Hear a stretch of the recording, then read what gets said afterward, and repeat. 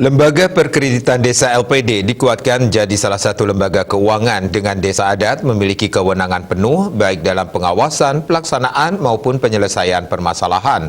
Karena itu, dalam pengelolaan LPD, desa adat memiliki andil besar sebab keuangan yang dikelola LPD notabene merupakan milik krama desa adat. Ketika terjadi permasalahan, ada tahapan yang semestinya bisa diselesaikan bersama melalui desa adat.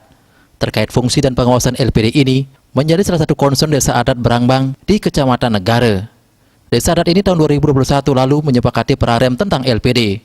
Perarem Desa Adat Berangbang nomor 1 tahun 2021 ini mengatur lebih detail mengenai LPD Berangbang, mulai dari modal, pengelola, ketentuan mengenai usaha, ketentuan prinsip kehati-hatian pengelola, hingga penanganan pengaduan masalah dan hak kewajiban krama desa maupun penyelesaian sengketa dan sanksi. Bandesa Adat Berangbang, Imade Sahe Arimbawa mengungkapkan, disusun dan ditetapkannya perarem didasari untuk mengatur lebih detail terkait LPD.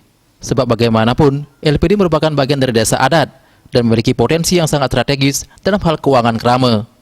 Dalam penerapan pengawasan dari badan pengawas dalam hal ini termasuk bendesa mutlak dilakukan. Dan menurutnya, ini dilakukan bersama untuk memastikan keuangan LPD sesuai dan apapun laporannya wajib disampaikan ke krama. Surya Dharma Bali Pos melaporkan.